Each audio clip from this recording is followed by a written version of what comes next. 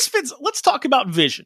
I'm not talking about the Avenger. I mean your eyes. Many would say it's the most important of our five senses, and yet I bet there are so many things that you don't know about eyesight that would probably astonish you. And wouldn't you know, I've compiled a list right here. Did you know that the average optometrist sees over 600 patients? What about this? 75% of Americans use corrective eyewear. Did you know that 1 in 7 people around the world lack access to eye exams and glasses? And on a recent trip to the optometrist, we couldn't find a pair of prescription eyewear for under $400 before insurance. What if you're in a third world country? These people throw their vision needs by the wayside. My guest tonight has an amazing story about the journey he's taken to create a new way of delivering eye exams and glasses, starting at just $3 per pair. His travels have led him to spread hope for those with vision issues around the globe, and you do not want to miss this story. Seriously, it's like an action movie. What is the vision for Global Vision? Our goal is to get prescription eyeglasses to the 2.5 billion who have no access to optometry services for as inexpensively as possible in a sustainable way. Vision is the number one disability that is not currently being addressed in the world. Eyeglasses can solve 92% of the people's problems with that. There are 2.5 billion people in the world who have no access to optometric services. 1/3 of those people on average don't see well enough that they would fail the driver's test in North America. That is a significant portion of people whose quality of life and their ability to work and make a living is affected by their inability to see. So what we've come up with is a project that solves 92% of that for approximately $3 American. How are you getting these $3 eyeglasses? Our executive director, he was a logistics officer who worked for the United States military and NATO. One of the projects that he gave oversight to was used eyeglasses being handed out in the field, where you give your old glasses into the optometry shop and then they try to find somebody in the developing world who needs those glasses. Now, that's better than nothing, but really not much better. 90% of those glasses will end up in a landfill. And we've come up with a totally novel new idea. When you get glasses in bulk, everything is actually really, really inexpensive. When a person puts on a pair of binoculars and they turn the focus dial till they can see clearly, that's actually telling you what your prescription is, but you don't know what it is. That's what this is. This is a device where the patient simply puts it on, they turn the dial till they see clearly, and that tells you what the prescription is. You speak with a lot of passion about Global Vision 2020. Did you have any experience in optometry before working here? No, I initially read an article in National Geographic about this process and how Kevin White was working with this in Africa. And I reached out to him. I had the same dream 3 nights in a row that I needed to get involved.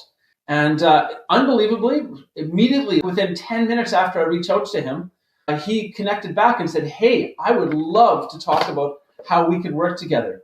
And that began the process of us trying things out all over the world together. A Mennonite pastor and a U.S. military science officer working together. There's no other way to say it. That's just God at work. This is a device where the patient simply puts it on. They turn the dial till they see clearly, and that tells you what the prescription is. I'll show you the lens taking it off. It goes from a +6 to a -6, and going through the little slit in the tester, and that tells the prescription. In this case, I'll have a green 1 on the left and a red 4 on the right. And I'll grab the correct lenses out of the lens box. You just simply take them out of the bag. We have 3 different colors of frames, and you just snap them in place. It's a very satisfying sound when you get them to snap like that. Yeah, it was a good click. You've got prescription glasses. When we go and we have an eye exam here in America, it's a big to-do. It's like an hour long, and yes, they are using much more advanced equipment, but in other countries where they don't have access to the same level of healthcare systems like we do in more developed countries, this has got to be game-changing for them. This is. We've won many awards for this. We were the first winners of National Geographic Chasing Genius, and that really kickstarted so many things. We won last year the United States Patent Office's Award for Humanity in the medical category, because this gives access to the bottom 2.5 billion people with no access to optometric services. You guys were the first in Malawi to have government support where they didn't really have any type of healthcare. They came to you. How did that play out? My first places that I go to are UN refugee camps. They've already got a low level of medical care that's already needed there. This is a project that can be added on to already existing programs. Keep that in mind. That's our total model. Is not that we're starting something from scratch, but we're getting a powerful tool into the hands of the local workers. We brought this into the camp, and it was revolutionary. We're using the same frames from the same manufacturers that they are. They're the ones you're going to go wear playing soccer because they're sturdy. Yeah. If you get hit in the face with a ball, that child is going to be a pro athlete. Oh! They most likely won't break. That actually works out really good because let's say we have a patient that comes into the refugee camp and they got 20/40 vision, but improved dramatically. You probably have an astigmatism. You have other eye conditions, but the optometrist, they can get you to 20/20. So they can come back. They don't have to buy the frames from the optometrist. They can just simply get the lenses snapped in. Our goal is to get access to the bottom percentage of people. In addition to being a nonprofit, you're also a pastor. Yes. To what extent has your faith sort of played into this organization? This is just a natural outflowing of my faith in a way that I think we're commanded in Scripture. In James chapter 1, verses 27, religion that our God, our Father, accepts as pure and faultless is look after the orphans and the widows in their distress and keep yourself from being polluted from the world. I'm called to look after the orphans, the fatherless, the poor, the oppressed. Suppose a brother or sister is without food or clothing. In this case, I say glasses. And one of you says, go in peace, keep warm, be well fed, but does nothing about their physical needs. What good is that faith? Faith by itself, when not accompanied with action, is a dead faith. This is me as a pastor having actual living way to live out my faith. We often hear about wars and events that are happening in the Western world. We hear lots about Ukraine, and it is tragic. The biggest war that's going on in the world right now is actually in Africa. Over 500,000 people have died in Ethiopia in the last 6 months. 25 to 30 million people have been forced to be refugees. During COVID, I was able to keep the clinics running. Now, it was really tight. The money stopped coming from the UN to the refugee camps to help feed the refugees. So it went from approximately $2 a day, that dropped to, on average, 40 cents a day. The people in the camp went from 2 meals a day to 1 meal a day, almost no protein. They estimated that 15% of the camp, with a camp of 55,000 people, had starved to death. The only people group that wasn't starving were our people because they were literally living off of eating what they made from the glasses. These trips, they seem kind of dangerous. Do you sort of take on this understanding that there's significant risk to yourself? I know there is. I have really good people on the ground that know how to keep me safe. The one time that I felt unsafe, I thought I was going to work in the refugee camp, just make sure everything's running well. As we were in the camp, I was mobbed.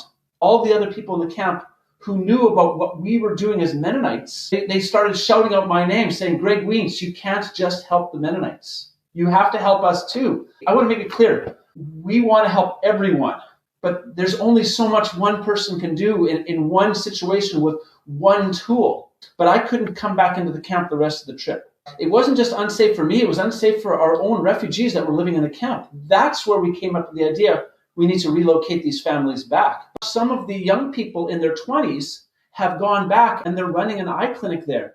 They grew up as toddlers in the refugee camp and they've come back with eyeglass kits and are selling the glasses to the military, who is trying to, bring about peace, maybe not always in the best ways. This is far safer than it was in the refugee camp. And the army said, if you're out after 9, we'll shoot you. They're like, this is great. We don't have to worry about anybody breaking into our house. Part of the reason why we've said we need to relocate is his house has been broken into so many times in the last year. What little food they have is stolen. We can't keep any money in the camp at all, or it's stolen. Here's the tragedy. His daughters have been raped. Two of them are now pregnant. So us relocating them back to Congo, they just arrived. They're ecstatic. It's still not, quote unquote, safe by my Western standards. Can you imagine not living with the fear that somebody's going to kick in your door and take your cornmeal? We're still running the clinic in the camp because that's how we're keeping so many people alive.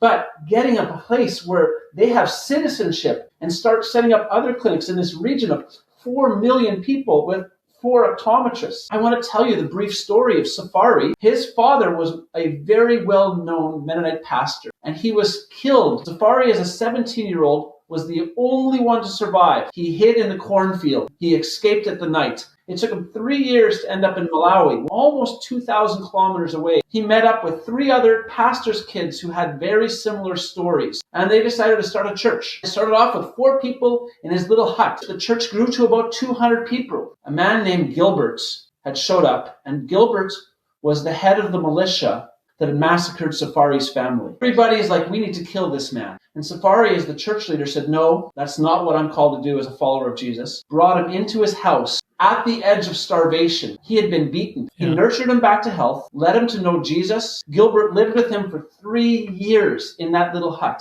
And Gilbert is now one of our church leaders that's staying behind at the camp to continue to help run the clinics. Paul, he was a registered nurse, and he had just finished university. He had dreamed about becoming a family doctor. That was his goal in life. He had the most training of any of our Mennonites in the camp. So he did everything from catching babies to bind broken wounds to everything in between. And he was the one that we put in charge of the eyeglass clinic. His extended family, we've relocated them back to Congo. They're the ones that are starting the clinics to get this kick started so we can start bringing more and more people back. Paul's family's gone through some big heartache and hardship. They're one of the few families that have 2 meals a day. So if you break into Paul's home, there's going to be cornmeal. There might be even some lentils or some beans. It's been a horrible, horrible place. Knowing that he's in Congo now with his extended family, in a region they don't know anything of the culture about. It's so far away. And what are they doing? They're selling glasses to people who have no access. When you're dealing with somebody in these basically war zones that you're going into, that's just an everyday happenstance. That would give the average person anxiety, I think. I'm going to be honest. I have been anxious as I'm going to bed lately. So if you think that I'm just made of steel, I'm not. But I know the need. And I know these people. I love them. If you're trying to deal with the FDA, I mean, maybe if you had a check for $500 million or something like that, I mean, you'd be good to go. But hey, that's here nor there. That's here nor there. Within that, it sometimes takes the right people to pull. Yeah. And when you've got some really big name universities in America who have a heart for healthcare, and funny thing, that all came out of TikTok. Who would have thought? It's both the best and the worst platform in ways.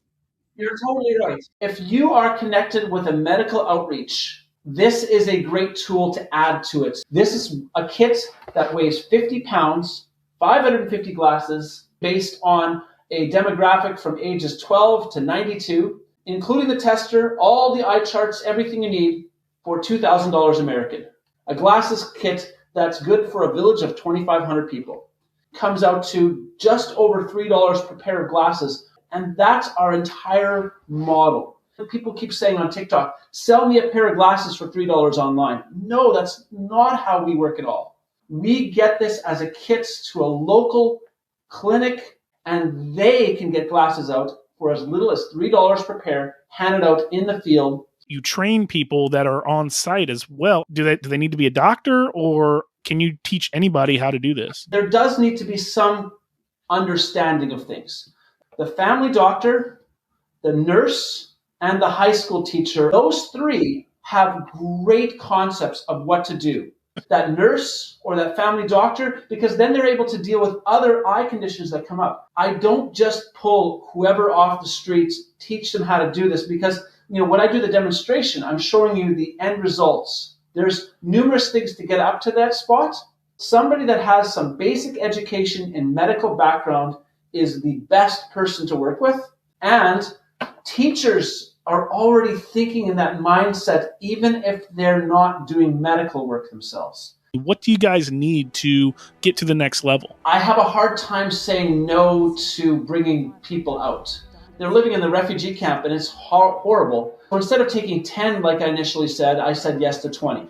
I can't stand the idea of leaving people behind now, hoping they'll come later when they're at risk of theft, rape, and murder.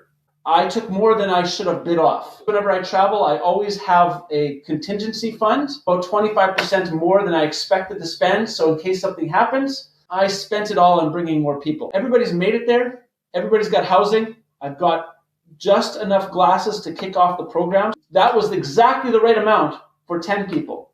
I now have 20 people there instead of 10. If somebody feels compelled to say, hey, I want to help out with this, we can line you up with tax-deductible receipts.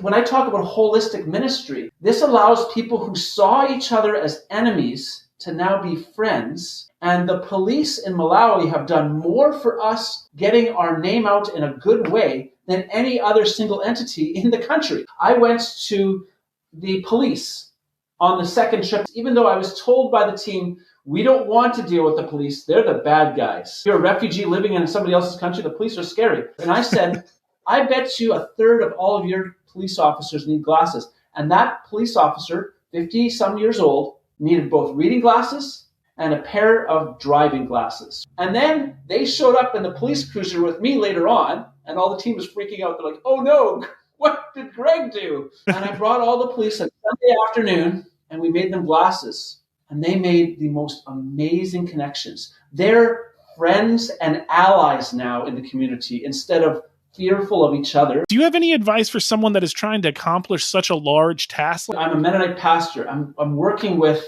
U.S. military and the police forces around the world, which is completely outside of the normal of what my community tends to work with. Sure. My first advice is when you're saying, I want to do something in the name of Christ to change the world, be willing to go outside of what you think is your normal. The vast majority want to be used in a powerful way, whether they know it's in the name of Jesus or not. Willingness to come in with humility, find what you agree upon, instead of coming together and finding out what don't we agree on, and let that be the dividing point. There are things that I have as personal issues that we are going to be different on. And along the way, I might change some of your ideas. It comes down to being willing to look for experts that are outside of your normal too. Humility goes an awful long way to working on changing the world for the better. Eye care is one of the biggest unmet needs.